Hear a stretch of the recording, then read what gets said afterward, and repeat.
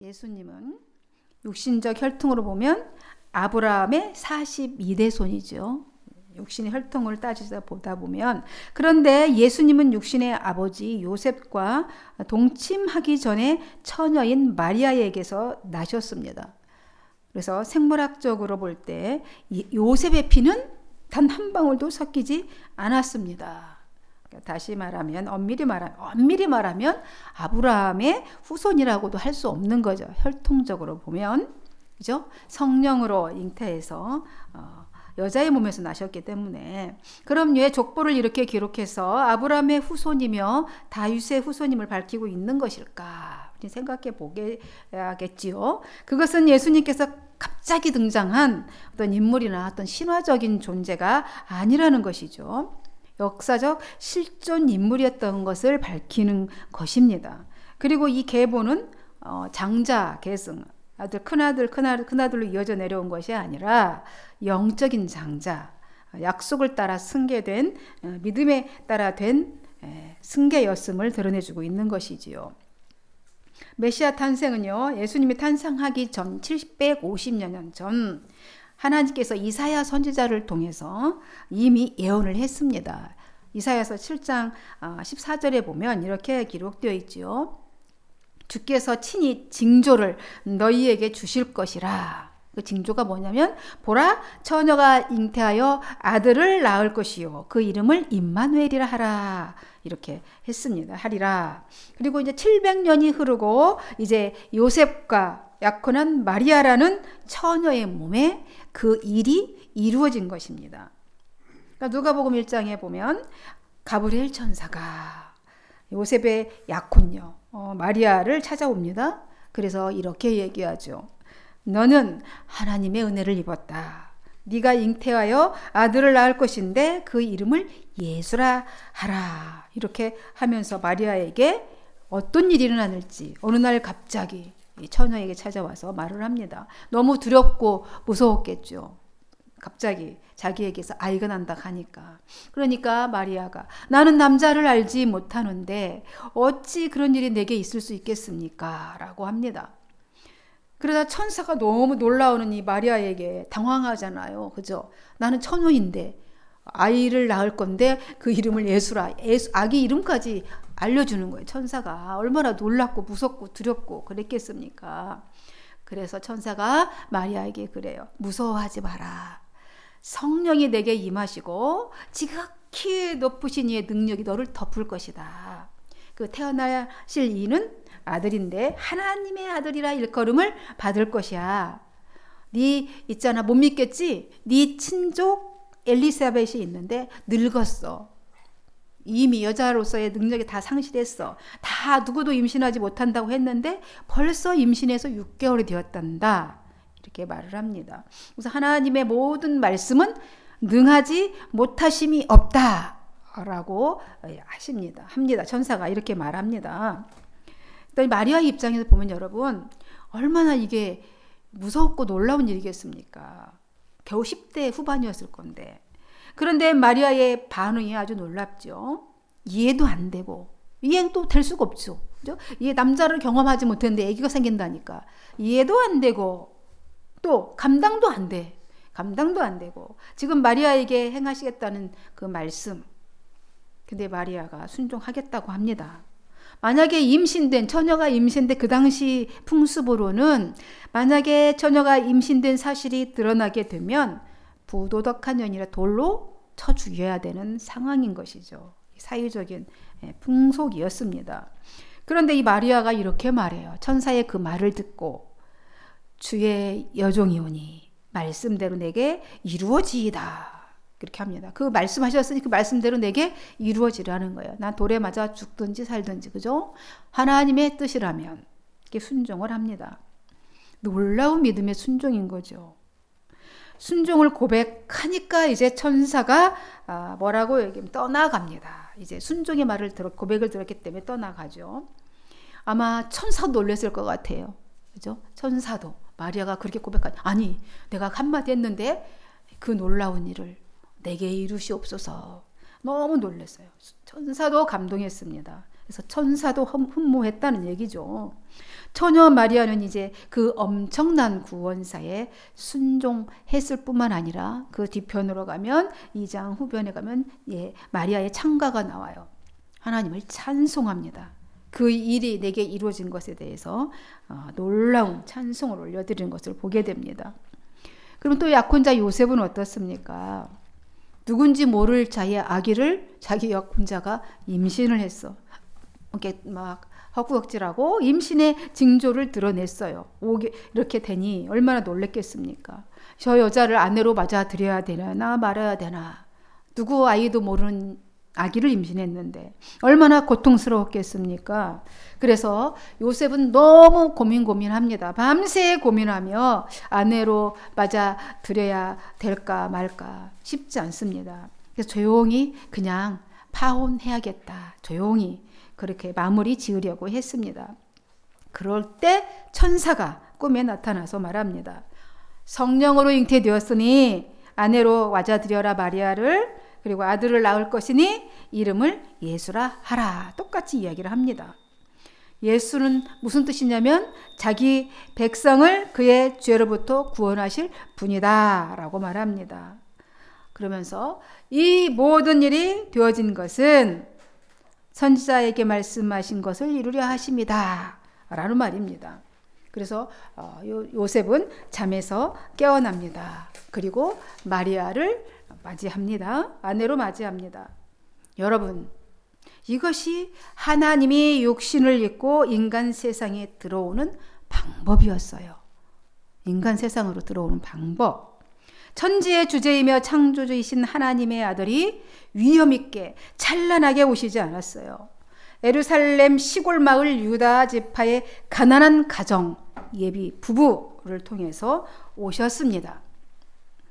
이 일이 된 까닭은 이 땅에 메시아를 보낼 것이고 그 통로는 다윗의 혈통이고 처녀가 잉태할 것이라 약속하신 말씀의 성취 때문인 것이지요. 예수님은 역사적으로 가장 힘들고 암울한 시대에 가장 낮은 힘없는 아기의 모습으로 오셨습니다. 참 아이러니컬하죠. 가장 힘들고 가장 어떤 파워가 필요한 시기에 가장 연약하고 가장 보잘것없는 아기의 모습으로 오셨다는 말입니다.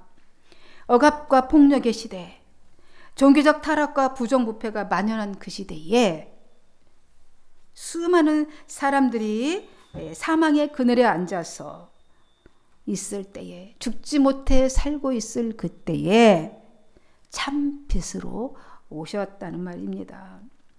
그 큰 별빛을 징조로, 사인으로 보내면서 오실 시기도 알려주십니다. 먼저 별빛을 보내주셨죠. 그런데 동방의 별이에요. 별빛을, 큰 특이한 별을 하늘의 징조로 보여주시고 주님이 오셨음을 알려주었습니다. 그런데 예수님은 태어나실 빈 방조차 없었습니다. 상황이, 현실이 구할 수가 없어서 여관집에 마구간에서 태어나실 수밖에 없었고 냄새나는 말밥통인 구유에 누우셔야만 했습니다. 참으로 놀라운 것은요, 그토록 오랫동안 기다리던 메시아가 오셨는데 이스라엘의 제사장들과 장로들과 백성들은 환영은커녕 전혀 예수님이 오셨다는 사실도 알지 못했다는 겁니다. 왜 몰랐을까요? 왜 몰랐을까요? 예수님이 징조도 보내주셔서 별빛도 보여주셨는데 왜 몰랐을까요? 하늘을 안 보아서 몰랐을까요? 아마 기득권 세력들은 자기의 기득권을 지키는 일에 취해 있었고 그랬겠죠. 백성들은 먹고 사는 일에만 집중해 있었기 때문입니다. 하나님의 생각은 없었죠. 오로지 먹고 사는 일에 집중해 있었기 때문에 알 수가 없었습니다. 현실에만 매몰되어 있으니까 영이신 예수님, 하나님의 그 경륜을 알 수가 없었던 것이지요. 메시하여 속히 오셔서 우리 민족을 구원하소서, 우리에게 평화를 주소서, 날마다 그렇게 기도를 했을 겁니다. 그들은 그 삶의 현실이 너무 힘들어서 그렇게 기도하면서 기다렸는데 몰랐어요. 주님이 오셨는데. 그러나 가장 먼저 아기 예수님을 그런데도 그 시대에 경배했던 사람들이 있었습니다. 오늘 보니까 그들은 누구였냐면 들에서 양떼를 지키던 목자들이었습니다. 그것도 천사들이 알려줘서 알았습니다. 당시 이 목자라는 직업은 천한 직업입니다. 보통 목자들은요, 아침에 갔다 저녁에 이렇게 퇴근하는 그런 것이 아니라 주인의 양떼를 맡아서 여럿이 함께 목초지를 찾아서 몇 주씩 머물다가 이렇게 오기도 합니다. 낮에는 무리의 이탈, 양무리의 이탈을 막아야 해서 쉴 수가 없어요. 너무 고달픕니다. 그리고 쉴 수도 없고 밤에는 짐승으로부터 지켜야 하기 때문에 일이나 뭐 이런 것들 잠을 제대로 잘 수가 없어요. 그러니 그 광야에서 지키다 보니 씻을 수도 없고 그래서 온몸에서 냄새가 난 아주 극한 직업이지요. 게다가 예배 생활은 제대로 할 수 있었겠습니까? 예배 생활도 제대로 할 수 없었던 소외 계층입니다. 그런데 천사가 그들에게 가장 먼저 가서 아기 예수 탄생을 알려줬다는 사실입니다. 다윗의 동네에 목자들이여, 이래서 천사가 나타나서 그랬겠죠. 다윗의 동네에 너희를 위해 구주가 나셨단다. 그가 그리스도 주다. 너희가 가서 보면 강보에 쌓인 말구유에 놓인 아기를 보리니 그것이 바로 너의 구주라는 표적이다. 이렇게 천사가 말해주죠. 이 말을 마치자 갑자기 천군 천사가 막 나타나요. 천사가 그 말을 했는데 갑자기 천군 천사가 둘러싸고 모이더니 갑자기 하나님께 찬양을 합니다. 오늘 14절의 말씀이죠. 지극히 높은 곳에서는 하나님께 영광이요, 땅에서는 하나님의 기뻐하심을 받은 사람들의 평화로다. 찬양을 해요. 천군 천사가 갑자기 하나님께 성문 올려드립니다. 그러더니 하늘로 올라갔어요. 황홀했겠죠. 그죠? 목자가 얼마나 그 모습을 여러분 눈앞에 그 일이 벌어졌다고 생각해 보세요. 여러분, 강용훈 씨, 천사가 와서 오늘 당신을 위해서 구주가 나셨습니다. 근데 그 구주가 말구유에 누워있는데 강보에 쌓여있는데 그게 표적이에요. 그러더니 갑자기 천사들이 군대가 와서 찬양을 했어요. 정말 황홀하지 않겠습니까? 기절하겠죠, 거의. 그러더니 하늘로 올라갑니다. 이것을 본 목자들은 이제 거기에 그 황홀병에 빠져서 그냥 거기서 주저앉는 게 아니라 서로 그러죠. 이제 베들레헴으로 가자. 가서 우리에게 지금 천사가 알려준 그 된 것을 한번 우리가 확인해 보자. 이루어진 일을 한번 보자. 그렇게 하면서 달려가죠. 천천히 가는 게 아니고 너무 급한 마음으로 달려갔다. 16절에 보니까 빨리 가서 그랬어요. 막 달려간 거죠. 말 구유에 놓인 아기께 찾아가서 뛰어가서 경배를 했습니다. 이 첫 번째 주님께 경배한 이들이에요. 냄새나고 극한 직업, 가장 가난하고 천한 직업을 가졌던 우리 목자들이 가장 먼저 가서 경배를 했습니다. 그리고 이어서 동방의 박사들이 별을 보고 찾아왔잖아요. 저기 페르시아에서부터 그 말을 타고 이렇게 낙타를 타고 왔습니다. 예수님께 그 징조를 보고 왔습니다. 이 사람은 이스라엘 사람들도 아니에요. 그 메시아가 누군지도 모르죠. 그들에게 주어지지 않았습니다. 복음이. 그런데 그들이 별을 보고, 이들은 마고스라고 부르는데 점성술사들입니다. 이 동방의 박사들은, 이 사람들은 이제 별을 연구하고 별을 보고 하늘을 쳐다보고 살았던 사람들이에요. 별을 점치려고 점성술가들이니까 그들이 별을 연구하다가 이상하게 큰 별이 나타났어요. 징조가 유난히 센 별, 큰 별이 나타나니까 이상하다. 이건 왕이 날 징조인데 이렇게 생각했습니다. 그래서 그 별이 움직여서 따라가는 길을 가봤더니 어디로 가냐면 유대 땅으로 오는 거예요. 근데 왕의 징조인데 큰 별이, 그래서 왕이 있는 예루살렘 성으로 먼저 간 것이지요. 그런데 거기가 아니었죠. 그래서 다시 베들레헴의 별이 움직여서 갔습니다. 베들레헴 마국간 머리끝에 별이 멈춰 섰죠. 그곳이 바로 예수님께서 말구유에 누워 있는 그곳이었습니다. 그들은 그 예물을 거기서부터 왕이 태어났으니 왕께 경배하러 가자 하고 예물을 가지고 왔던 건데 그 예물을 구유에 누이신 아기께 경배했습니다. 이 두 사람들 참 특이한 사람들이에요. 우리가 생각하기에 예수님이 가장 먼저 오시면 누구한테 올 것 같아요? 먼저 알 것 같죠. 우리 목사나 그죠? 믿음 많이 기도하신 분들이 알 것 같은데 이렇게 먼저 목자들이 알았고 동방의 별령과는 이방인이 알았고 이제 또 한 사람이 경배한 사람이 네 사람이 성경에 기록되어 있어요. 아기 예수께 경배한 사람. 또 한 사람 누구게요?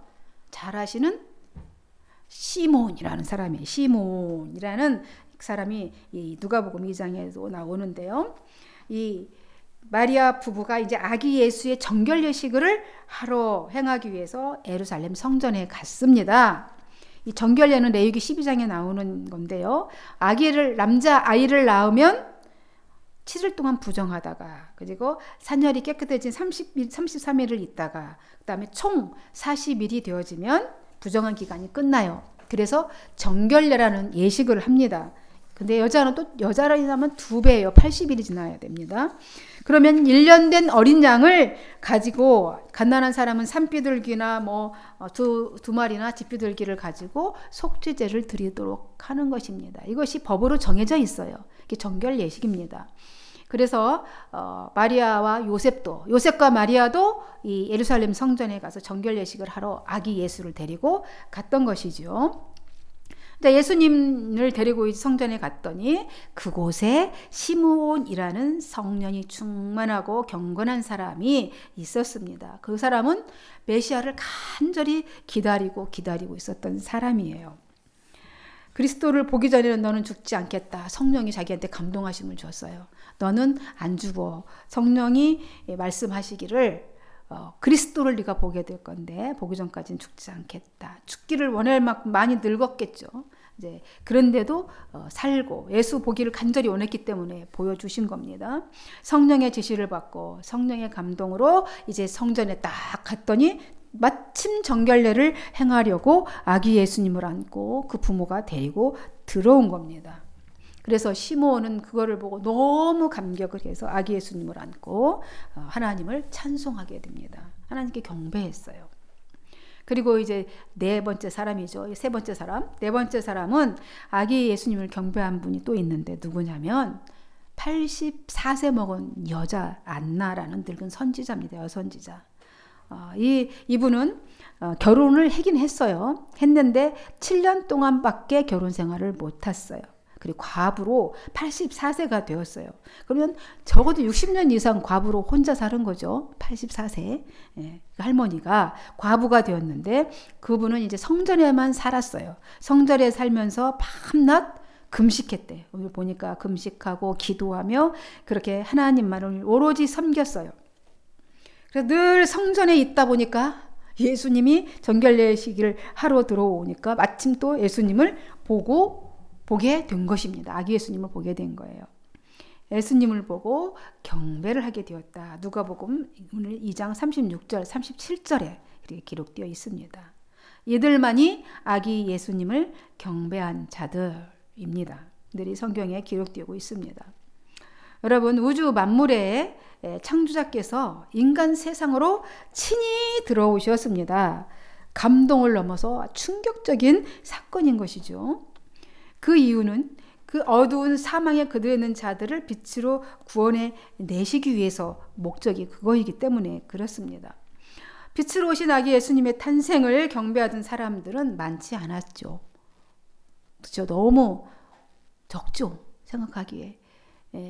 온 인류의 구원주로 오시는데 이 네 분이 아기 예수님을 경배했습니다.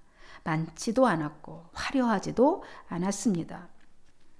하지만 이들은 모두 성경에 기록되어 지금 빛나는 별이 되고 있습니다.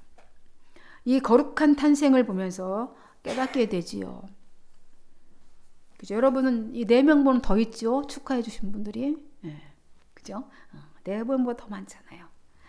그래서 아기 예수님을 보고 경배하던 사람들은 모두 어떤 사람들이었어요? 돌이켜보니 자기 자리를 잘 지켰던 사람들이에요. 어떤 모습으로든 목자든 또 늙은 할아버지로 있든 늙은 할머니 과부로 있든 자기 그 자리에서 그대로 변함없이 있었던 자들인 것이지요. 그죠? 이방인이어도 늘 하늘을 바라봤던 사람들, 그 일을 충실히 했던 사람들이 거룩한 삶을 살았던 사람들이었던 것을 알게 됩니다. 여러분, 예수님께서 화려한 왕궁에 태어나셨다면 어찌 됐을까? 한번 생각해 봅니다. 정권 다툼에 휘말리지 않았을까요? 정말 너무 아무리 예수님이어도 너무 힘들지 않았을까요? 사역 감당이 쉽지는 않았을 것 같습니다. 왕궁에 태어났다면 이런 생각을 좀 해봅니다. 예수님은 가장 낮은 자의 모습으로 겸손의 왕으로 약한 자의 왕으로 평강의 왕으로 오셨습니다. 여러분, 이 거룩한 탄생, 지극히 큰 사랑의 탄생을 경배하고 축하하며 감사하는 삶을 누리는 게 최고예요. 하나님을 즐거워하라 그랬잖아요. 누리는 거예요. 평화가 가득한 인생 되기를 주님의 이름으로 간절히 축원드립니다. 기도하겠습니다. 하나님 아버지 감사합니다. 오늘 주님이 오신 이 밤, 거룩한 밤, 주 앞에 찬양하며 예배합니다. 오신 주님을 찬양하고 반겨드립니다. 영광받아 주옵소서. 축복하고 예수님의 이름으로 기도하옵나이다. 아멘.